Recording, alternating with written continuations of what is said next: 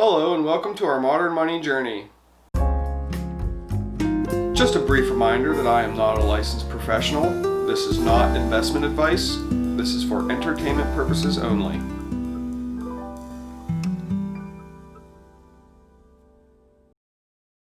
Hi everyone and welcome back to our modern money journey. We'd like to start off by saying thank you for being patient with us while we've been working on updating our channel. We've gotten a lot of feedback from all of our subscribers and fans, and we really appreciate it. Some of the feedback that we've gotten that we've incorporated was we've added some background artwork courtesy of Aaron Patrick at Funky Town Creations. If you're interested in seeing some more of his artwork or interested in purchasing some, there's a link in the description down below. We also got a lot of requests from all of our fans and subscribers to bring back the bloopers, so please make sure to stay tuned to the end of the show so that you can watch those. So on this adventure we're going to cover the equities markets, or more commonly known as the stock markets. But before we dive into that, I'm going to give you a little brief warning. Participating in the markets can be stressful, very stressful. Here's a picture of me hanging out at a party just a few days before I opened my first brokerage account back in 2015. Now look at me, can you see what the stress has done? We will break this adventure down into three main parts. First, we will go over some basics of the markets and companies in general. Then we will go over some tools for you to do your own research. And then lastly, we will go over how to interact with the market itself.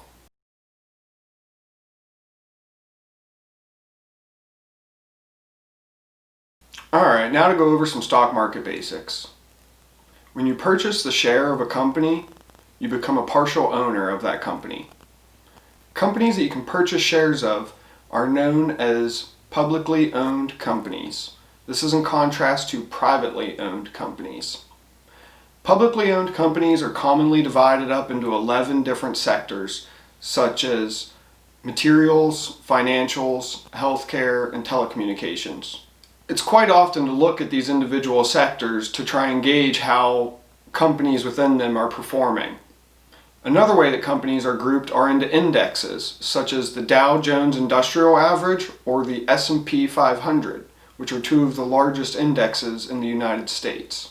The Dow Jones Industrial Average Index is comprised of 30 companies that mainly focus in manufacturing, whereas the S&P 500 is comprised of 500 companies, which is used to broadly gauge the U.S. economy and how it's doing. As we've said in previous adventures, markets are driven by two factors: psychology and fundamentals. The psychology of markets can usually be figured out or analyzed by doing what's known as technical analysis.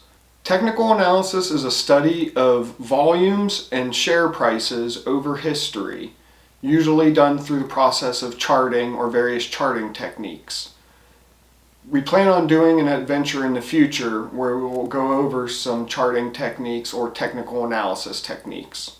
Looking at fundamentals or fundamental analysis is a process of looking at various fundamental metrics of the company and using those to determine the company's true value in comparison to its market value. Now, its market value is the metric that we've gone over before, known as market capitalization. That is what the company is currently totally worth. If you take the total number of shares in circulation of a company, multiply it by its current share price, that will give you its total market capitalization, what the total company is worth in the market. This is sometimes quite different than what people believe a company is truly worth. There are many different forms of fundamental analysis, and there are many different metrics that can be used or incorporated into different fundamental analysis techniques. Let's go over some of the simple ones so that you can do some research on your own and start learning about companies. The next metric after market cap is dividend. Dividend is a portion of a company's earnings that are paid out to common shareholders. So that means once a company has income, it will take a small portion of that and pay it out to the common shareholders that have bought shares of stock. If you take the dividend that is paid out per year and divide it by the current share price of the company, you get what is known as the dividend yield. This is what's more commonly looked at by investors, as this gives you an idea of what your yearly return on investment will be in percentage form. Now, just a reminder, it is not wise to chase high dividend yields. Often a high dividend yield is not sustainable because a company is taking too much of their earnings to support that dividend, and it could eventually hurt the long-term growth of the company. So just keep that in mind. But dividends are often looked at by cash flow investors so that they can help generate cash flow into their portfolio, which they can then reinvest to help grow their portfolio over a long term. Dividends are typically paid out on a quarterly basis, so every 3 months. However, there are companies that pay them out on a biannual basis or on a monthly basis, but it is far more common to have them paid out quarterly. Another common metric to look at to evaluate a company is its earnings. Now, there's lots of different ways that you can look at a company's earnings. You can look at its net income, its gross income, its earnings before taxes, debt, and so on. So a common way to frame this is what's known as EPS, or earnings per share.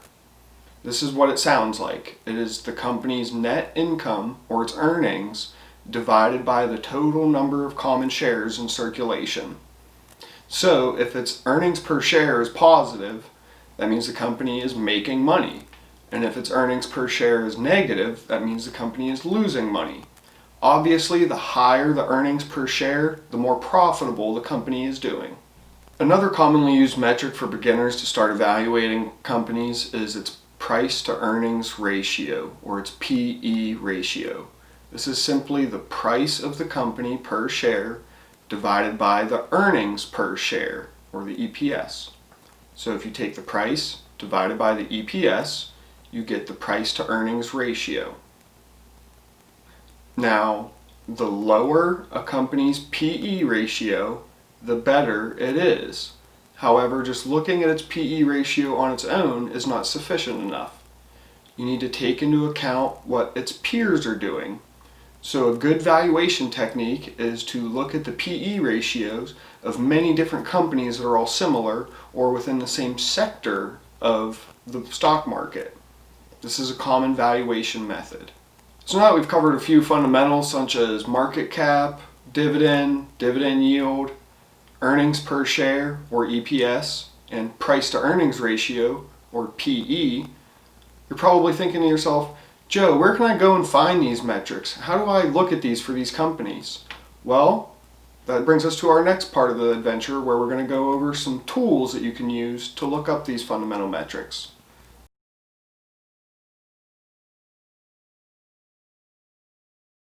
First one I'd like to introduce you to is Yahoo Finance. It's free and easy to use. Alright, so bringing up Yahoo Finance, you can see this is their home page.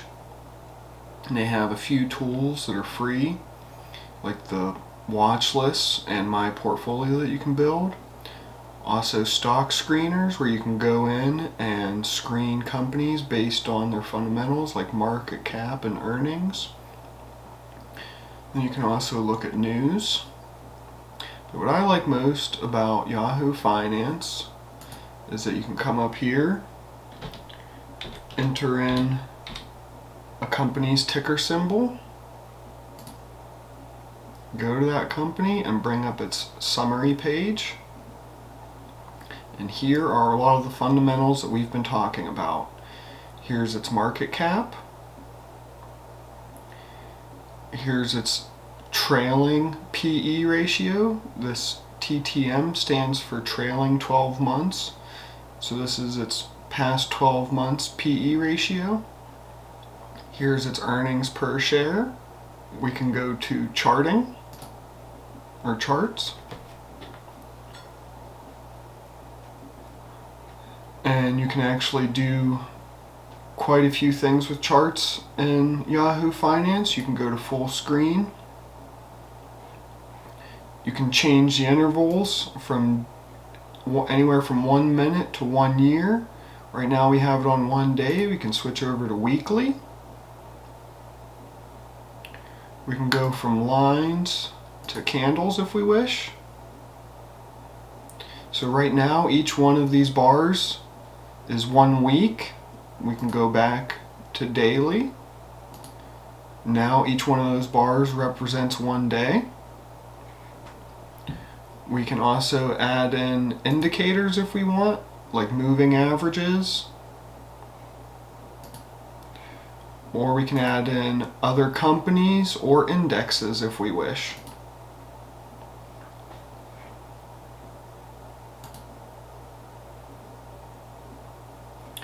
We can also come into statistics here and find some more in-depth look at some of the fundamental metrics of this company. So we have more of their trailing price to earnings ratios. We have their projected forward price to earnings ratios from these dates. We have some metrics that look at their profitability, such as their profit margin, which you want this to be positive. Their operating margin over the last trailing 12 months, which you want this to be positive. We have their return on assets and their return on equity. You want both of these to be positive as well.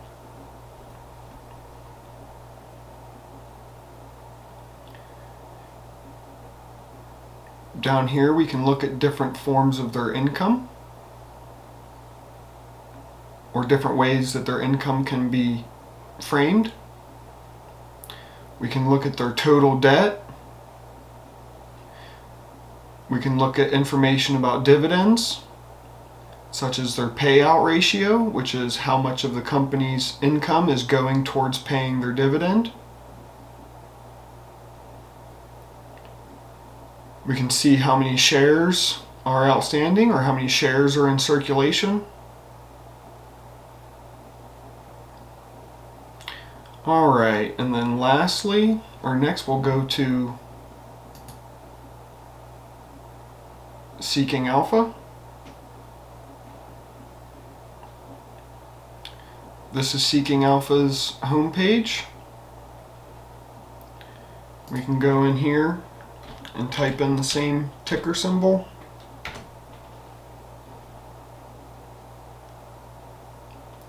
We can see the chart once again. We can do advanced charting on its Seeking Alpha as well. Here are some of those fundamental metrics we were talking about. Here's their earnings per share. However, you can notice here this is forward, so this is their forward earnings per share, so their projected earnings per share. This is their price to earnings ratio, their PE ratio. We have their dividend yield, and their market capitalization, or their market cap. What I really like about Seeking Alpha is their dividends tab, because it gives you some more in-depth look at their dividends, where they have a high payout ratio for their projected forward dividend. And we can look at their dividend history to see whether they have been consistent or increasing their dividend.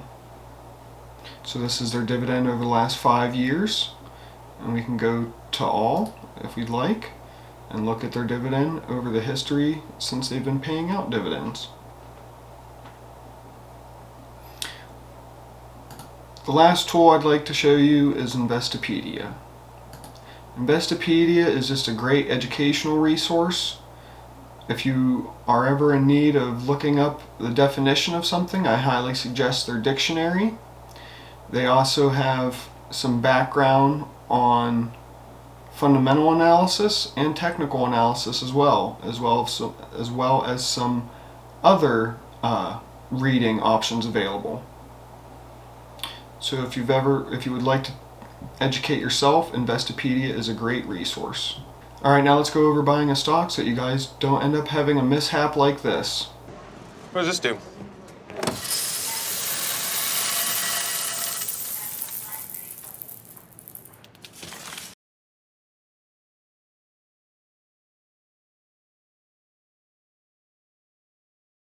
The majority of the trading volume that occurs in the markets happens on what is known as stock exchanges. Two of the largest and most well-known stock exchanges in the United States are the NASDAQ and the New York Stock Exchange. The best way to interact with one of these exchanges is through a broker. There are many different brokers and brokerage apps that you can use, and you can set up accounts on multiple of them. I myself have 3. I have one with E-Trade, one with Robinhood, and one with Webull. I'm going to talk about Robinhood and Webull a little bit because they're good for beginners, and I'm going to demonstrate putting in a purchase order into both of them. Robinhood is great for beginners because it's easy to use and just overall really simple and user-friendly. Webull offers a nice balance between a more advanced trading platform and a beginner platform like Robinhood, but it's still very easy to use and great for beginners. It just offers a little bit more capability than Robinhood does. When we begin the Build a Portfolio series, we will be using the Webull platform. Now let's make these purchases. I'm going to set up two separate purchase orders. One in Robinhood, which will be a market order that executes at the current market value of the stock. And then the one that I place in Webull will be what's known as a limit order, where you can place the limit on the price of the share that you're willing to pay. Robinhood sort of defaults to market orders, and Webull sort of defaults to limit orders, but you can perform both and other types of orders on both platforms. Both the Robinhood and Webull app are available for desktop and smartphones. So I'm going to open up my phone so that we can make these purchases on the apps on there. Alright, so let's start by going into the finance section. Let's open up the Robinhood app.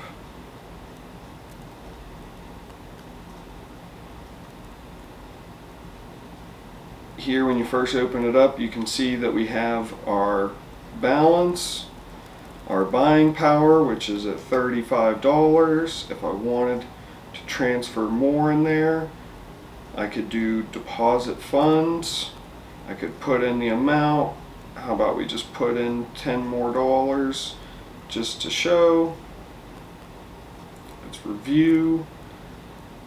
Let's submit. Let's continue.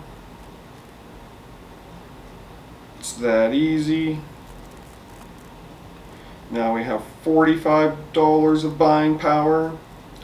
We can skim through some news if we'd like to. But let's scroll past the options contracts. Let's go to AT&T. I'm going to buy a share of AT&T because I paid them, so why should I not own some of them? I utilize their services, so why should I not own some of them? So let's go to buy. Let's put in one share. Let's preview. Let's swipe up. And it's completed.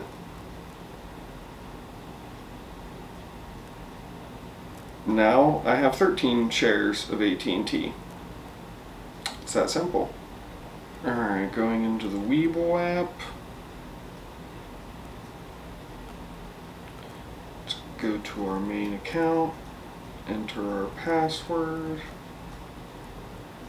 As you can see, I have $100 because we'll be depositing $100 a month for doing the Build a Portfolio adventures once we start those. So now, in order to put in a trade, we can do quick trade. These are all stocks on our watch list that I've added. So we can go to CRISPR Therapeutics. We're going to put in a buy order, but we can lower the price a bit. Put it in for 1. We can put it in for extended hours. We'll not do take profit or stop loss, and we'll just put it in and do buy. We'll do confirm. And then there we can see we have one open order. Alright, so that was a limit order. Just for some clarification, when you're signing up for a brokerage account, yes, you will have to link your bank account. Yes, you will have to enter your social security number. Yes, you will likely have to take a picture of you or a picture of your photo identification just to prove that you are who you say you are for anti-money laundering laws. If you're interested in using Robinhood or Webull to follow along with the Build a Portfolio episodes or just to do some investing on your own, we've left links in the description down below for both. If you sign up for Robinhood, you'll get 1 free stock, and if you sign up for Webull and deposit $100, you'll get 2 free stocks. If you sign up using the links down below, then I'll also get a free stock as well, and I appreciate that. Alright, all you bulls and bears, we'll see you next time on our upcoming adventures.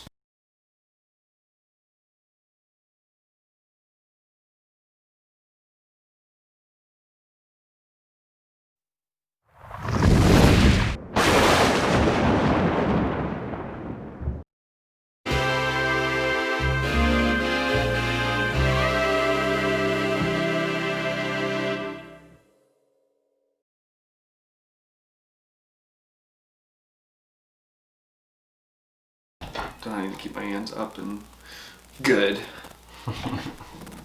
Is it recording? Yeah. Alright, now that we've gone over some basics and given you some tools that you can use to go over some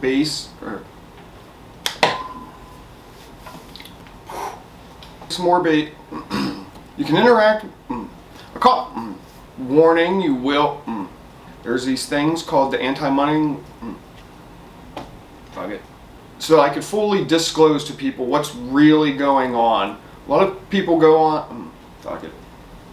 I like the Webull app because